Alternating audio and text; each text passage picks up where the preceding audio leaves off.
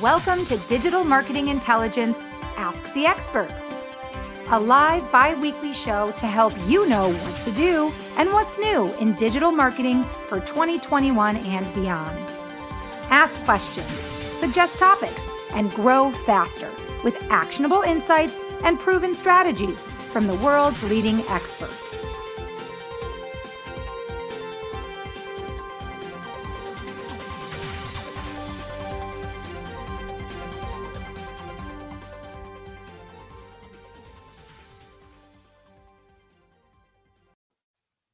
Hello, everybody. Good afternoon, and welcome to Digital Marketing Intelligence for Startups Ask the Experts. I'm your host, Marissa Morgan. I'm also the Business Development Manager at Engage. On behalf of myself and the entire team at Engage, I'm excited to welcome you to today's show. Today's topic is the secrets to managing your remote e-commerce team more effectively in 2022. Our guest is an award-winning executive coach and remote team expert, and I'll be welcoming her to the show in just a moment to not only share her insights, but we'll definitely talk about this trend of growing remote workers, not only in the United States, really, but worldwide. And that has really shifted quite drastically since the pandemic started almost 2 years ago now. Before we get started, though, I do want to share that all of this incredible information today is brought to you by Engage. If you haven't checked out Engage, of course, I encourage you to check out the Engage website, and you can do that at Engage, that's NGAGGE.com. There you'll see our new modular platform, which is called Engage OS. What Engage OS does is it democratizes the power of business communication software so that early stage and small to mid-sized businesses using non-technical staff can quickly and easily build customer-facing applications at little or no cost. Engage OS consists of customizable modules that are simple enough for anyone to use on their own or combine with the click of a button, but also powerful enough to drive basically the core thing in your business, which is communication, right? Communication with your customers, communication within your teams, within any business. And our product also integrates easily with other systems and applications. So if you're a small to mid-sized business, especially if you're an e-commerce business and you want SMS, WhatsApp, live chat, Facebook Messenger, Instagram DM. Maybe you want to use Apple Business Chat, and maybe you need something like a CRM to help get things organized or help desk. We have all of those tools available for you. Check them out at www.ngagge.com. All of our modules include bots, automation, and a variety of other free productivity features. If you're ready to step up your game in 2022, Engage is here for you. You guys check that out after today's show. And now it is time for me to introduce you to today's special guest. Her name is Shauna Moran, and she is joining us live today from Vancouver, Canada. Welcome to the show, Shauna. Now, if you don't know who Shauna is, you need to. Shauna Moran is the founder of Operate Remote. It's an accredited and award-winning executive coaching agency that empowers CEOs and their remote teams to create and build more emotionally healthy, I love that, engaged and sustainable organizations so that they can scale and grow with confidence regardless of locations. So Shauna began academically researching remote teams over 6 years ago when she was a leader in a hybrid environment, so long before the pandemic. The challenges she and her team faced propelled her to uncover the most sustainable and effective strategies for building highly functional remote-first organizations. With a background in psychology, Shauna knew that it wasn't just the processes and the strategies teams needed to be successful remotely. It was, in fact, a mindset shift. I'm so interested to hear more about this. Shauna then decided to qualify as an executive coach, and she has been helping companies around the globe, organizations like Webflow, Infinera, O2E Brands, Shell International, Enterprise Ireland, Shopify, and many more all over the world. She's helped them to she and her company operate has been helping those companies and have been recognized as one of the top leadership training and coaching businesses in Europe for 2020. I'm so excited to welcome you here today, Shauna. We're excited to learn more about how to effectively manage our companies remotely, especially our e-commerce companies. So thank you so much for joining me on today's show. Thank you so much for having me, Marissa. It's an absolute pleasure, and I'm really looking forward to speaking with you today and hopefully answering some of your questions for those of you that have tuned in around remote teams because, yeah, brand new year, brand new start, lots of things to focus on over the next 12 months. Isn't that right? And I think, the end of the year, we all got kind of a shell shocker as, we started realizing that this crazy pandemic that we thought was going to end wasn't over. And so I think January has been kind of a rough month across the board. It doesn't matter what industry you're in. We're all finding ourselves back to a place where we're having to pivot yet again. So I think talking about remote workers and the shift in remote working is an excellent topic for one of our first shows of 2022. So let's dive right into this. I'm going to share an outline in just a moment. Before I do that, though, Shauna, I do want to share. I want to share our talk today on my page quickly. If you're joining us and you are interested to continue watching our show, we do a bi-weekly show. Please share this link on your page, but also don't forget to follow us and connect with us on LinkedIn. This is a live broadcast. We are broadcasting to you live. I'm here in Minnesota. We know Shauna's in Vancouver, British Columbia. Is that British Columbia? Yes, Vancouver? it is. Yes. That's right. And I just shared this show right now live to our page. We've had a few changes happening with LinkedIn Live. So just a reminder, if you're just joining us right now, we're about to dive into our talk, but we do also have replays of our show in our live show library. And I'll share that at the end of the show. So if you're just joining us, don't worry, you didn't miss a thing. Welcome to today's show. Okay, Shauna, I am going to share a very interesting statistic with you to kick off our show. So Upwork, which is a technology company in 2020, they basically put out something called a Future Workforce Pulse Record. Okay, and Upwork's estimated that 1 in 4 Americans, which would be equivalent to 26.7, so almost 27% of the workforce, would be working remotely in 2021. So more than a quarter. And 36.2 million Americans would be fully remote by 2025, which would be an increase of almost 17 million Americans before the pre-pandemic, remote working rate. I just wanted to share that statistic to start off our show because so many people either made the switch to working remotely part-time, right, during the pandemic, and so many more made the switch to working remote full-time during and now I was going to say post-pandemic, but I can't really say that anymore because we're kind of still in it. Not yet.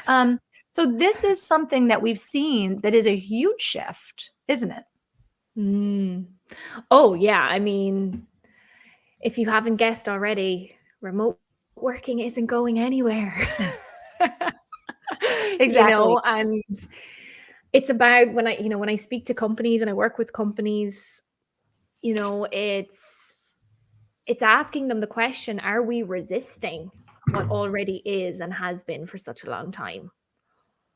If we continue to resist and continue to work towards getting back into the office any day now, while I hope that happens because I hope the state of the world changes, building your foundations and your team processes on being able to go back into the office when you've been remote for the last 2 years and probably will be for quite some time in the future, you're missing an opportunity, right? Because I spoke about this today on my LinkedIn Live. When we are working remotely, we have to optimize our environments, our processes, our mindset, as you mentioned in the introduction, to be remote first. And what do I mean by remote first? I mean that we build our team structures, our foundations, how we do things, how we show up every day is built on the basis that we don't see each other face to face every day, and we often don't work in real time with each other. So we leverage things like flexibility, like asynchronous communication, which is communication in delayed time. And if we don't do that, and this is where we're seeing a lot of the challenges come up with remote teams, if we don't embrace that and look at remote first, what we get is, well, a lot of remote team burnout, stress. People are stuck in back-to-back meetings all day, every day. They're overwhelmed by workloads. They're, having to overwork. Communication is ineffective. Collaboration is ineffective. Decisions aren't being made effectively. All of these kind of bottlenecks arise when we are working in a remote environment, but we don't have our processes optimized. So that's the big opportunity. And you see the likes of Buffer, GitLab, Basecamp, all of these kind of top remote companies that talk about remote working. They're constantly revisiting these processes and improving them. So it is an ongoing project in itself that serves everyone. I agree. I agree. Very excited to dive into a few pieces of your success and how you've helped companies all over the world more effectively manage their teams. So, for those of you watching, I do want to share a quick outline about Shauna's talk today. Let's take a look at this together. And for those of you listening on a podcast or a replay, I'll read this through for you.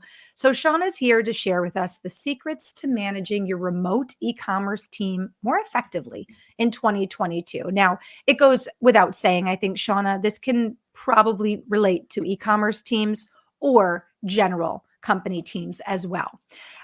Remote working landscape in the midst of a pandemic, employee burnout. We'll talk a little bit more about that. We'll talk about attracting talent and this idea of the great resignation, how a lot of people are leaving their companies, why they're leaving. How can remote workers maintain their loyalty? What are the benefits of a well-managed remote worker team? And then effective remote team communication and collaboration. Shauna will share with us some of her insights on how to better communicate, how to drive better collaboration. At the end of the day, there's that saying, there's no I in team. And that goes for working in an office building where you're sitting in a cubicle next to all of your coworkers. And that certainly is the case when you're working remote, because I think there's a lot of trust, right, between companies and their employees. There's a lot of trust that needs to be there, right, for a company to feel like their employee is doing the right things and has their back and is always making decisions that are best for the company when they're at home, versus when a company feels like they can, watch all of their employees, right? Know that they're taking only a 30-minute lunch break, for instance. Know that they're using their computer properly, et cetera, et cetera. There's a lot of trust. And it goes both ways, right? From a company to an employee and an employee to a company. So let's talk about this first idea, the remote working landscape in the midst of this, employee pandemic burnout. What are some of the things that you've been, witnessing and experiencing as you've been helping some of your clients? Yes. Thanks, Marissa. I suppose when we look at remote working over the last 2 years, it's really important to mention that it isn't normal remote working because we are working in a pandemic. So it's not normal. Pre-pandemic remote working looked very different. I've researched remote teams for, over 6 years at this stage. And what I found in the data before the pandemic is that the challenges that people are facing today around remote working are very similar to the challenges that they would have faced before the pandemic. However, the challenges today are amplified completely, right? So one of the biggest challenges pre-pandemic would have been around isolation for remote workers. Now you see that in the pandemic, everybody's isolated, right? It's completely heightened. We're not able to travel. We're not able to, go to our local coffee shops or our co-working spaces or meet our colleagues once a year at the annual retreat, right? That's all been stripped away from us. So these challenges that we face as remote workers have absolutely been heightened, coupled with the fact that you have this wave of people who are very new to remote working. They might have had some experience in remote working, but primarily they would have worked in the office all the time. So there is a difference between being able to work remotely and being effective and working remotely, right? So the people that are just working remotely that don't have those skills acquired yet are the people that are really struggling with the likes of burnout. Monster found last year that over 70% of the workforce have experienced burnout since the pandemic began. Now, the question then lies in, is the burnout associated with remote working, or is it associated with the way the world is, right? And it's not easy for us to determine which it is, but in my experience, it is a mixture of both. However, the companies that have optimized their processes to be remote first, that build for flexibility, that focus on things like output as opposed to input, like not the 9 to 5, but the quality of your work every week.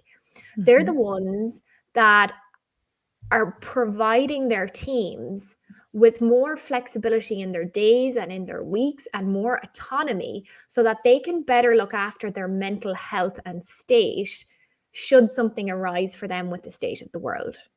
So the companies that don't have that, their employees maybe watch the news and feel triggered, right? Who doesn't these days? That's why I don't watch the news anymore. But they watch the news, they feel triggered, and then they have 8 hours of meetings. So they don't even get time for a lunch break or to go for a walk or to get a bit of fresh air to clear their head.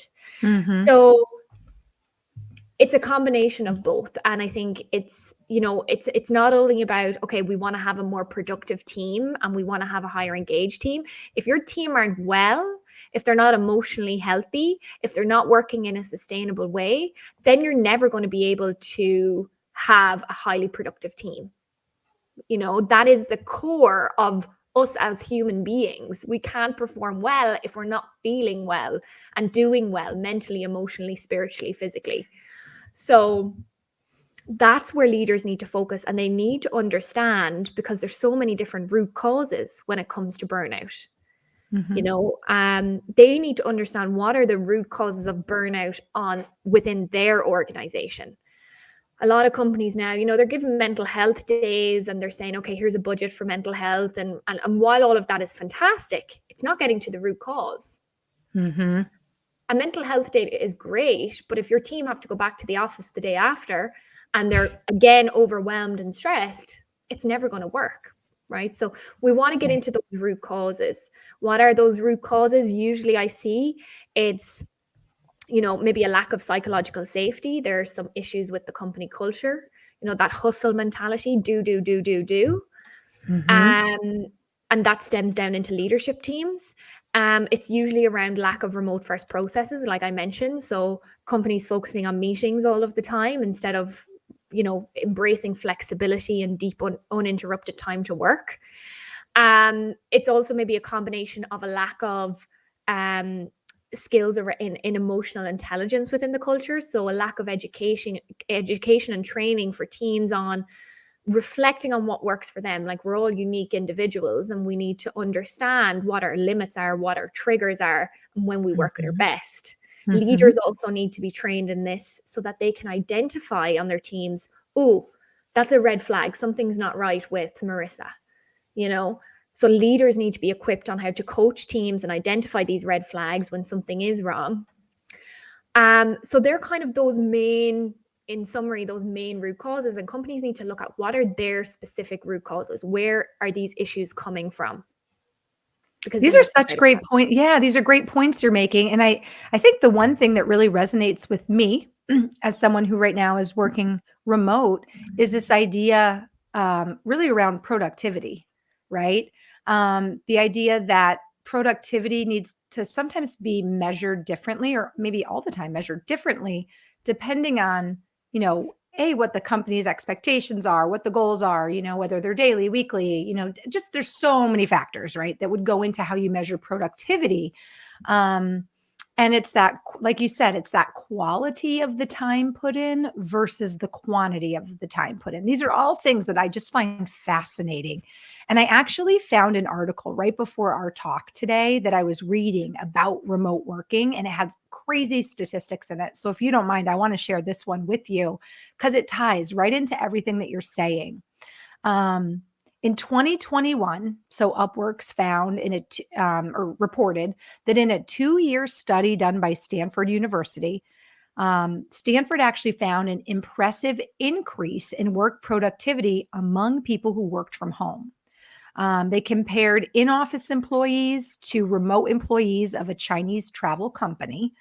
And researchers found over 9 months, the remote employees were 13% more productive and basically nearly put in an extra day of output every week compared to the people who were going into the office. So I think this idea that, looking at the way that you're quantifying productivity is very important. And it really doesn't matter what industry you're in. We're pivoting with the pandemic. Many of us are working from home. That's a huge change. Companies on the flip side need to consider how they view productivity and how they view how they measure that, right? Yes. Yeah, absolutely. It's so important to have those conversations around Mhm. productivity. I know when the pandemic started, LinkedIn and the Mental Health Association did a study on remote workers, and they found that on average, remote workers were clocking up an extra 28 hours a month since the pandemic started of work, which was Mhm. equating to about 4 days of work, which is huge. And that was when the pandemic started, right? So that's when we really kind of got that data that there was going to be some challenges for some people around that. So the other thing is, with remote workers, when we're working from home, we don't have that cutoff time. We don't have that Mm. commute to go home to forget about work, right? So a lot of people, and I see this, it's nearly like their mind can play tricks on them, right? The ego, the inner critic can come up and say, oh, you haven't done enough. You need to do a few more things today. So we I like need I to. like that you just mentioned the inner critic because I'm all about those sub personalities. And for those Mhm. of you watching saying, what did she just say? The inner critic, that's that little part of you that feels like you never do enough or you're not good enough. You're not thin enough. You're not smart enough. And we all have that little person inside of us. But I think it's interesting that you mentioned how that can come into play, especially when you can't separate from your work environment. Sorry, I didn't mean to Mhm. interrupt you, but I find that Yeah. fascinating. Yeah, I mean, well, that people that work remotely, and I coach leaders, right? So we're identifying what are the elements of themselves sometimes that are holding them back. Mhm. And the inner critic is a huge one. It's a huge one when we're working remotely. And when we're separated, we're isolated from our colleagues. We're oftentimes working alone at home all day. We might not have, had social conversations with our teams for quite some time. We can start thinking things and not being able to reality test that off a colleague or somebody on our team or our leader, right? So what I say, it's the remote rabbit hole. When we go down that remote rabbit hole where we misinterpret information, or the inner critic comes up and tells us that we haven't been productive enough and we've been procrastinating all day. So what do we need to do there? We need to educate our teams on how they can measure their productivity. And again, the focus isn't about input. Like, we're really shifting our mindset across the globe around the 9 to 5. Mhm. you know like, why should we and I say this to my team all the time, because my team are completely remote, is like, 9 to 5 is gone. If you have three things, tasks you want to accomplish today, if you get them done in 5 hours, great. Like, fantastic. Why do you feel like you have to add on an extra few hours just to feel productive? And it's a huge, I think, mindset shift that we're all going through. Everyone's having more awareness around that. And even for me myself, I can struggle with that sometimes myself too. So yes, redefining productivity, helping our teams understand how to measure their productivity, and talk to them about the elements of productivity, the elements that affect their productivity when working from home. Talk to them about procrastination, talk to them about overworking, discuss it as a team, discuss expectations, goals, how they're measuring themselves, how they're looking at their tasks so that they can reflect back on it. Because we're moving so fast, especially in fast-paced environments. It's like, oh, what did I do yesterday? I don't know. I just see these 20 tasks I have to do today, and then it's go, go, go. And it's like, did I do enough? So we need to help our teams reality test that. I have a question for you, and I'm actually going to ask this because I'm looking at your background right now. As someone who made the pivot to remote working, I can sympathize, and I know many people listening to this podcast and watching live right now can also sympathize. It is very hard sometimes to turn off, right? The work mode. It is very hard to walk away sometimes from work when it's in your home. And I experienced that when I had my laptop, my computer, everything set up at my dining room table. Because at the end of the day, it was in view.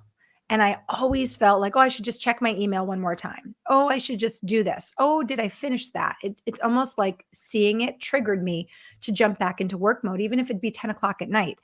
And I'm just bringing this up because I've now moved all of my stuff to a studio in my lower level where it is completely out of sight. If I walk upstairs, right, at 5 p.m. or 3 p.m., and I've told myself I did everything I needed to do for the day, it makes it so much easier for me to actually not only mentally shut off, but physically shut off.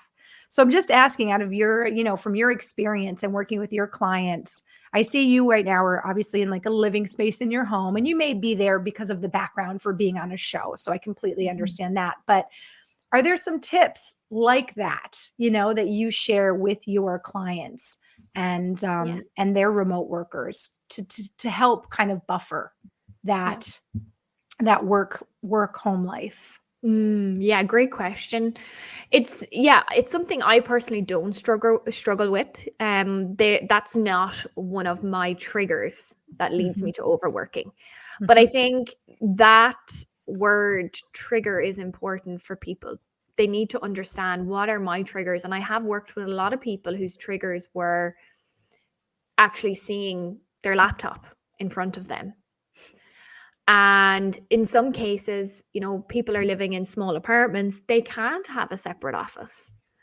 So, one strategy actually that one of my clients came up with in our coaching session was to put her laptop away in a cupboard at the end of the day. So she would actually put it away and close the cupboard. And that worked quite well. The other thing that I always recommend to people that maybe can't stop thinking about work. So when I work with founders, especially, their businesses are like their babies. They're constantly thinking about it. And for them, I always say, and for people that find it hard to stop thinking about work, is pen and paper. So there's so much research that shows that when we put pen to paper and write something out, that it can actually help our cognitive function and help us think more clearly and relax. So much research on that. So I say, get a pen and paper. Go back to pen and paper rather than having to pick up your phone and make a note in your phone. Have a pen and paper there ready to go and write down all of your thoughts. It's not going anywhere. It's going to be there for the next day. I've had founders that say to me, Shauna, I've taken the notepad to bed because I always get my best ideas just before I'm going to sleep. But previously they would have got up and maybe, got on the laptop, whereas now they write it down and they can nod off peacefully knowing it's still going to be there tomorrow. So one of the questions I ask people is, what are your triggers that cause you to overwork? For me personally, it's the phone. So I know that I need to, like most weekends, I delete all the apps off my phone. It's a bit time consuming, but it works. I delete off all the apps off my phone and I'll take emails off.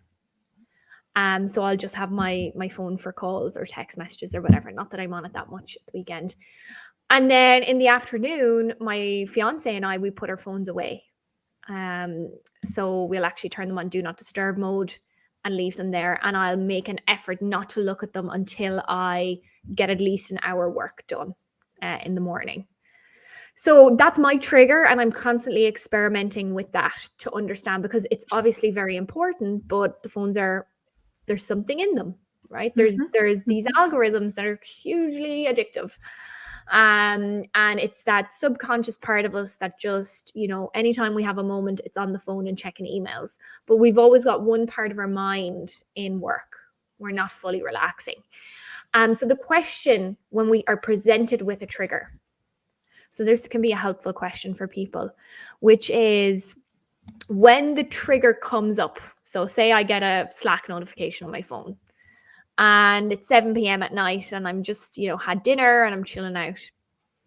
I ask the question to myself, if I say yes to this Slack message, what am I saying no to?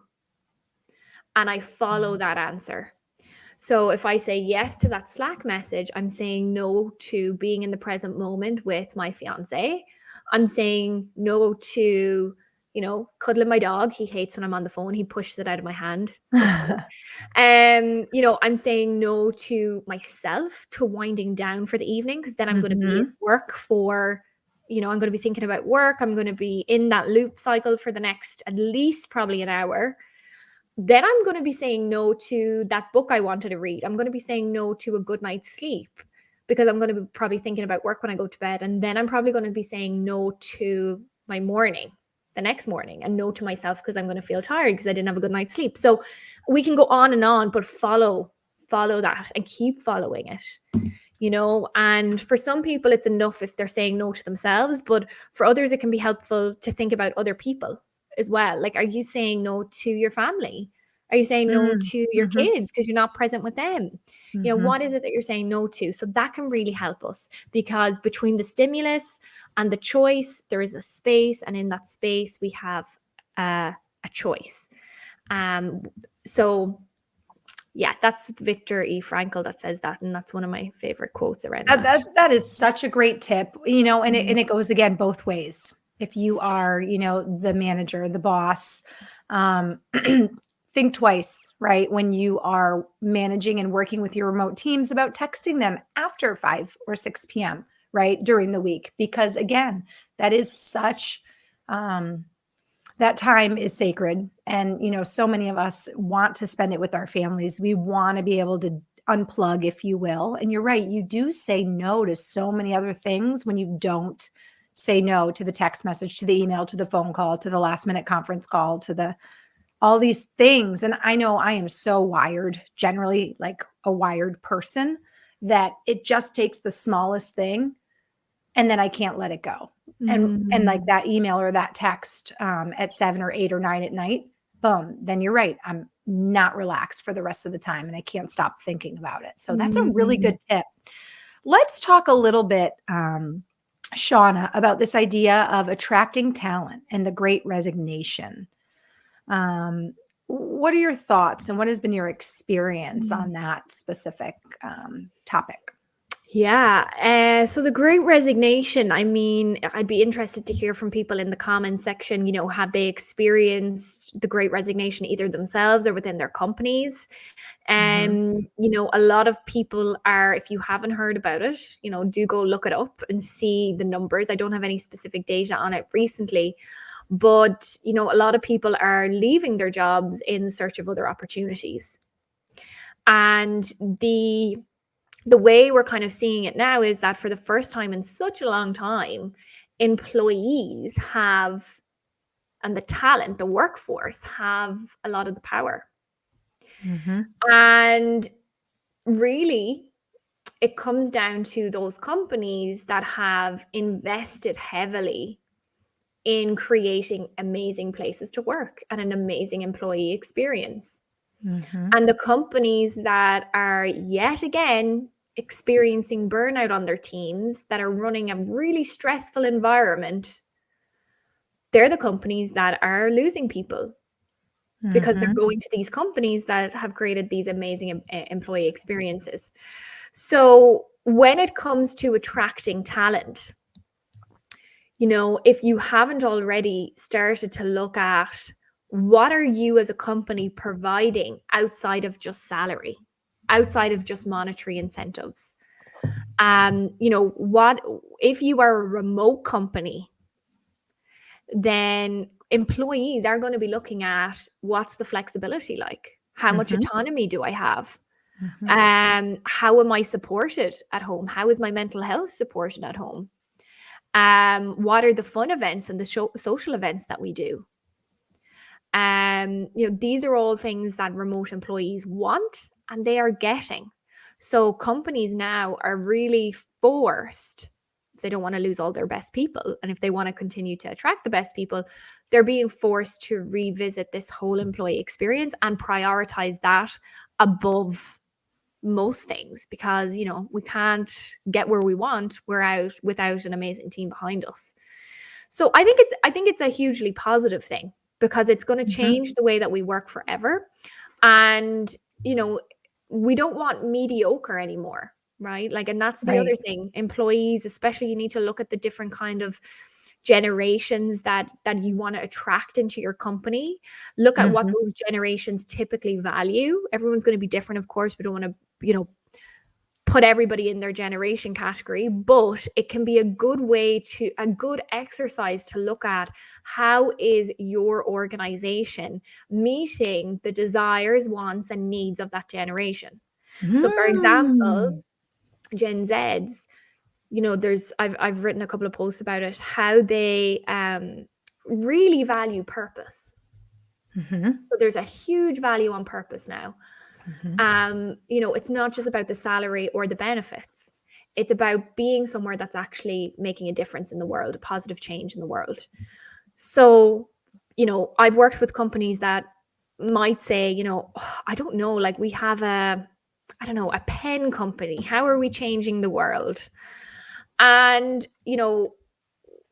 your pen might not change the world, but what you do as a company, as an organization, where you spread your light can change the world, right? So mhm, mhm, having maybe different charities that you give back to, having your team decide which charity they feel most passionate about, bringing that charity in on a continuous basis can help kind of bring in that purpose that we are doing something bigger than just pens, right? just pens, right, right. So That it's makes me think, by the way, of Tom's Shoes, for example, where it's the idea it's a shoe company. How can a shoe company change the world? Well, their business model did. Buy a pair of shoes, and now we're going to gift a pair of shoes to someone in need, right? It's just such an incredible business model, and many other businesses have followed suit and have made huge differences in the lives of the less fortunate of our world. So, such a And good who point. doesn't Yeah. wanna work somewhere like that, Yeah, right? right? Right? Mhm. I pulled up a statistic while you were chatting about the great resignation. Let me see if I can pull it back up here. Well over 20 million people quit their jobs in the second half of Mm. 2021. They're calling it the big quit or the big great resignation. And what this interesting article says, it's just by CBS, is that the pandemic brought this moment of reflection for everybody. And you just kind of talked about that a little bit in terms of different generations and what their needs are. People are asking, what do I want to do? What makes my heart sing? Right? Um, if this isn't for me anymore because I lost my job during the pandemic, or you know, I didn't, I realized I wasn't passionate about my job, then what is for me? So I think these are all a lot of questions that so many of us are asking ourselves. So it is really important, like you shared, for companies to think of their offering to an employee as much more than salary. Like you said, they really have to think about it as this well-rounded gift, this package. Why would somebody accept this gift? Is it really a gift, or is it just like, hey, here's your salary, you're going to do what I say, you're going to say as I do, and yes, you can work from home, but I need you logged on your computer from 9 to 5? That doesn't sound great, right? Even if I get to Mm-mm. be at home. So I think companies do have to really consider um, approaching talent, if they want good talent to be, their package needs to be very well thought out, very well rounded, and it does need to factor in things like you said, like mental health, flexibility, Mm. more than just the flexibility of working from home.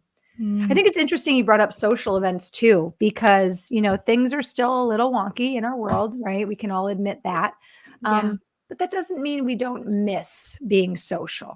And if there is an opportunity for a company to host an event between its employees or its clients and some of its employees, if your employees and the people invited feel like it's a safe opportunity to connect, I think we're all going to want to do that, and we are going to want to say yes. I just went Mm. out to dinner last night for the first time in like 3 weeks. And 3 Mm. weeks to somebody may not seem like a long time, but I like to go out to dinner usually once a week on a Friday or Saturday. And I haven't done it for 3, maybe even 4 weeks, and it just felt so darn good last night, right? Mm. It tapped into such a basic need that we have as humans, right? As much as we want to Yeah. be autonomous or independent, we as a human, we as an animal, as a species also need interaction, We right? do. We do. We Yeah. absolutely do. Yeah, we need that. And I suppose for companies now, it is about being conscious of the Mhm. choices that people have, right? Mhm. Not Right. everybody has the choice to go to, not everybody has the choice, or not everybody feels safe to meet up in person, Mhm. right? So you Mhm. have you have different needs and wants and limitations, depending on where somebody's at with um you know their medical choices. And I think for companies, it's really important for them to offer options for all situations, right? So Right. one company that I've worked with recently, they had an in-person event at Christmas. They realized that some people on their team, they asked them, some people on their team didn't want to attend or could not attend, Mhm. and they involved them throughout the event. So they sent them all dinner, they sent them all wine to their homes, and dinner for their families as well. And then they had like an iPad going around the event, which was quite a small event, a small team event. They had lots of different hubs of team events, and they had the iPad going around, and everyone would have one-to-one chat and like pass them around on the iPad. So they got to interact, have fun, and everybody was super open. It was the type of team that it worked incredibly well. That's So great. that's a great example of companies being aware of where people are at, because everybody's situation is different. And I think that's the way, especially remote companies, need to think about it when they're thinking about bringing people together in person. And yeah, there's only so much we can do right now, you know. These are really great points that you're bringing up. And for those of you listening, whether you're working remotely or whether you have a remote company yourself, I think that Shauna's bringing up some great points. And I think this will lead us to really our last point. And I feel like I could talk to you all day, Shauna. This is so interesting. But it's all about starting the communication, right? Maybe you work remotely and you're not happy, and some of the things you're hearing today um, are triggers for you to want to change, right? The way that you're working for your company. Or maybe you are a company owner and some of the things you're hearing today are triggering you to say, wow, I don't think about that at all with my employees, right? Um, this is all good because what you can do is take some of what you're hearing today and start communicating, right? And start the conversation. That's always the first step. So let's talk just a little bit. And we don't have a lot of time, so we can keep this very brief, but let's talk about effective remote team communication and collaboration. In your Mhm. experience, what are some of the maybe kind of hardships that companies have, some challenges, right? Mhm. And then maybe you can share an example with us of maybe a client that you helped and how you helped them overcome a specific Mhm. challenge with this idea of communicating and collaborating when everybody's in a different room, in a different state, in a different, Mm. place, in a different time in their day. So Yeah. share with us. Yeah. Yeah. I mean, when we're looking at communication and collaboration, so there's kind of two main types that I look at around collaboration. So there is shallow collaboration and there is deep collaboration. So shallow collaboration is what we are doing when we are answering Slack notifications or team messages or emails, or we are in meetings. That's shallow collaboration. We can absolutely do that on an individual level, and we can do it on a team level. The same applies to deep collaboration, but deep collaboration is when we have uninterrupted time to get stuck into a project, to work on a project or work on a strategy, as either an individual or as a team. So maybe as a team, we're brainstorming, we're problem solving, we're getting that deep collaboration. The mistake that a lot of companies are making right now is that they're primarily focused and stuck in shallow collaboration. So that's where we're seeing the back-to-back meetings, those high-level conversations, poor quality meetings. People are not getting time for uninterrupted time for themselves. So like deep work, Cal Newport calls it. He has a book on that. So deep work, uninterrupted time. And they're not getting time as a team to problem solve, to brainstorm, to work out blockers or to plan for the future. So it's really important that we get a balance in both of those things. Now, in order to get a balance, we first need to look at our synchronous communication. So our communication that's happening in real time. So we need to look at the quality of our meetings, and we need to cull the poor quality meetings. So we need to set a standard and a best practice as an organization or as a team. You can do this on a team level around what a good meeting should include, what an agenda should include, what are our meeting do's and don'ts. There's a lot of quick wins we can use. We can reduce the time of meetings. We can send an agenda beforehand so people can be better prepared. We can decide not to have meetings on a Friday because that's when people can do their individual deep work and collaboration. We can make all of these changes to kind of free up more time and space for people so that they can get into deep collaboration. And if anybody needs, I do have a spring clean communication checklist. Actually, it's coming into spring now, so perfect time to look at it, where it just brings you through a checklist of how to work through all of that synchronous communication that's poor quality. So when we have more time, then we can introduce more asynchronous communication. And to describe this, I'll tell you an example with a client that I worked with. So on their development team, they had a daily stand-up every day, every morning from 9 a.m. It was supposed to be 15 minutes. The team got bigger. The stand-up grew to an hour. So not very effective. But naturally happened, and everybody's points were important, and it was the main way the team would communicate and connect with each other, and people did like it, but it wasn't the best use of everybody's time. So what we did was we automated that daily stand-up. You can do that in Slack, where a notification goes out to all the team members if you've used it before, and they answer in written text their answers to the daily stand-up, and they post it in a certain time frame, so say between 7 a.m. and 10 a.m. And what they did then was everyone could see everybody else's answers. So I knew what you were working on, you knew what I was working on, and we all knew each other's blockers. Then they would meet for the 15 minutes, which was originally planned for the daily stand-up, and they would just discuss blockers. So they moved that shallow collaboration to asynchronous, and they used that time for deep collaboration to problem solve as a team. So that the is result brilliant. being everybody saved about 45 minutes a day. On a team of 10, 12 people, that's a huge chunk of time. And everyone was so much more engaged because they were problem solving instead of just listening. You get bored sometimes when you have to listen to people talk and talk and talk. So it was like, okay, this is the main problem we're trying to solve today. Let's go. Okay, what are your ideas? What are your ideas? Okay, thoughts. How could that work? So it's that kind of fast pace with it, which everybody enjoyed. And that's just one example that one small tweak that we did that made a huge difference for that team. So that's the way we need to approach it. It's like, get really granular on each communication that we have, understand how effective is it? What's the quality of it? What's the objective of it? Is it meeting that objective? Is that something we could move to written communication? If so, how could that potentially work? And there's going to be some experimentation, and sometimes things aren't going to work, and sometimes they're going to work out beautifully. And that's the path that we're on. So it's communicating that to the team, setting that expectation, and a great way to figure out what you need to change is to ask your team. I love that. And that was a beautiful example to illustrate your point.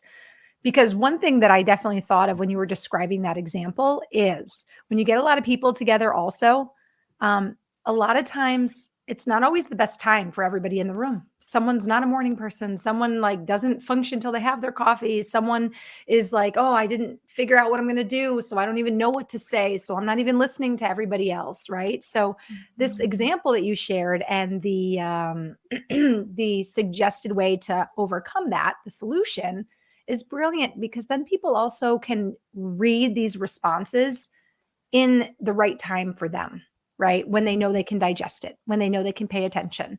I think that's a big, and I know we have to end in just a moment, but I think that's another big hurdle just in general for remote workers and remote teams is this idea that, the best time for somebody to collaborate may not be the best time for somebody else to collaborate just because, again, someone's a morning person, someone's more ready to rock and roll after Mhm. lunch. Somebody likes to work into the evenings. So that's like a benefit we've all had of working remote is you can, kind of make the schedule work for you. But when it comes to collaborating, there is still that need to find times that Mhm. work to work together. And companies do need to start to, find better solutions so that it does work Mhm. best for everybody. So very Mm. interesting. I feel like Yeah. we could really talk a lot more about this. I feel like we're really just, scratching the Yeah. tip of the iceberg, but I have really enjoyed this talk today. I know that remote workers and remote environments, as you said, as I've read, they're here to stay. We can anticipate more and more people going remote. We can Mhm. anticipate more people being a part of this big, great resignation as they, question their work environment, question what's working for them on a personal level, reevaluate their mental attitude about things. We can expect more people to want to be remote, to want to have flexibility, and to want to have more benefits from their company versus just a nice salary and maybe a 401k, you know? Mhm. Let's end our talk with a fun I'm all about statistics today, girl, but I was like, this is so interesting to me. I was reading a lot before our show. So let's end with a great statistic to get companies amped about remote workers. Because I read that 81% of workers would be more loyal to their employers if they had flexible work options, which includes remote working. Mhm. So companies should be excited about tapping into their employees' energy and talent, and it's a very small thing to give flexibility, right? It's a small thing to give your employee for long term loyalty. Mhm. So I think that this, even though it's here to stay, and I think some companies have been hesitant, I think they need to consider it a positive, as you said, transformation. Yeah. And again, as we've said, it's not going anywhere, right? Absolutely. Yeah, I think it's one of those things that is just going to be like PTO, right? Like Right. unlimited PTO, it's everywhere now. So that flexibility. And again, it comes back to something you said at the very start, which is about trust. So as an organization, you need to understand how you build trust, how your leaders build trust and document that, get very clear on that, and then empower your employees with that knowledge so that they know how they can build trust, right? And there should be, I always think of it like a phone battery. When you hire somebody, it should be at least 50% full, right? Because your hiring process builds that trust and Hmm. how you assess people. And then that other 50% is built over the onboarding process and over the first 90 days. And it's very clear how that battery gets full to 100, right? So that's what you need to think. If you're a visual person, that can be a helpful activity to do. That was a great analogy. Absolutely. Well, this has been such a great Thank talk, you. Shauna. I Yeah. can tell that your research, your personal research, certainly has paid off because you've helped so many clients, including our viewers today, understand more about the benefits of working remotely, how to more effectively communicate with your teams. And you've shared some wonderful examples to illustrate your points. So thank you so much. Thank you for Now, having me. Really appreciate it. absolutely. I want to share our Engage news of the week in just a moment. But I think before that, I'd love to share how our audience can connect with you on LinkedIn. Do you welcome open connections on LinkedIn? Yes, yes, Awesome. You absolutely. guys can Please. find Shauna Moran, and I'll spell her name out for those of you listening on the podcast. It's Shauna, and then last name Moran, but it's spelled Moran. So you can look for Shauna Moran, and I do believe you're wearing a blue jacket in your photo as well. There is another Shauna Moran. So Yes. Yes. She is a blonde. If you're not watching our live stream and you're listening on a podcast, and I do think maybe you want to check, but I think she's wearing I'm a blue always jacket. wearing a blue jacket, yeah. There you It's a go. different It's blue part of jacket your than today, branding. but it's blue. Perfect. And then you can also visit her website. It's www.operateremote.com if you're interested in looking to her agency to help you more effectively manage your remote teams in 2022 and beyond. Well, Shauna, before I let you go, every single show I share what we call our Engage News of the Week. It's a tip, it's a trend, it's something new in digital marketing. And this week we are sharing an update on Instagram. Are you familiar and do you use Instagram, Shauna? I do. Okay, Yes. perfect. Well, here is this week's digital marketing news of the week. So recently, Instagram introduced link stickers, which is the ability to add links to Instagram stories and an option that is now available to all users. It used to only be available to people who had 10,000 followers or more. So the option is very simple. And what it allows is it allows a user to display a sticker that when you click on, takes the user to an external link. So, for instance, a website. This has now been extended to all users as an option in your stories. And what's very unique is you can actually change the text of the sticker as well to be whatever you like. For instance, Shauna, your business, your website is operateremote.com. Maybe you want to change the text to click here, right? To learn how to manage your remote teams more effectively. I know that's a lot, but you can totally personalize the text. For instance, with Shopify or e-commerce companies, maybe you want it to say sign up for 15% off or click here to shop the sale. So this is really cool because now it's allowing even small micro influencers to promote brands and to give their viewers an easy way to follow through with some sort of CTA or call to action. Have you had any experience using these links or any thoughts on the Mm. update? Yeah, I think it's a great update because, I think people just are so stuck for time these days, right? So, Mhm, if you mhm. see something in the story and says link in the bio, are people really going to click out of their stories and into your page and onto your bio and find the link? So I think it's an amazing update. I haven't used it yet myself, but I'm going to look forward to doing that. That's a great thought on that. And I couldn't agree more because I've seen link in bio. I've used link in bio so many times. And it seems like a lot of work to click out of what you're doing and go somewhere else. We all know, like in today's busy world, time is of the essence. We're all, juggling multiple things at once. Yeah. So this is a great way to streamline it and get more people to act on your call to action. I agree. Awesome. Well, Shauna, thank you so much again for joining us all the way from Vancouver, British Columbia. You have been a wonderful guest, sharing so many insights with our viewers. Again, please connect with Shauna on LinkedIn. Shauna Moran, Moran, and drop her a note to let her know that you saw her on the Engage live stream or heard her on the Engage Digital Marketing podcast. And you guys, just a reminder, Shauna's show, if you're just joining us and you miss out on the show and you think that you would benefit from her insights or a colleague might benefit from her insights, we will have her show posted in our Engage live show library. And it looks like this when you go to the page, and the web address for that is engage.com/live show library. So if you're just tuning in and you missed the show, in about 24 hours, her show will be there for you to re-watch.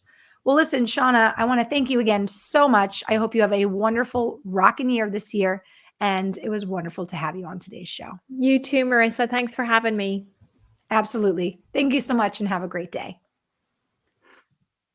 What a wonderful guest. So many insights. She's a bright, shining light, and she has a bright future ahead of her. So make sure you connect with her on LinkedIn, Shauna Moran. Now, again, if you're just joining us, welcome to Digital Marketing Intelligence, Ask the Experts. We are finishing up our 2021 series in the next week, and our final guest for this series, which it really is an aim at startups right now. Our last guest will be next Tuesday, January 18th at 3 p.m. Eastern. His name is David Meerman Scott. He is an award-winning author of, count 'em, 10 books, 3 of which are international bestsellers. He's a keynote speaker and a leading digital marketing strategist, and he will be here to talk about what we're calling fanocracy, turning fans into customers and customers into fans.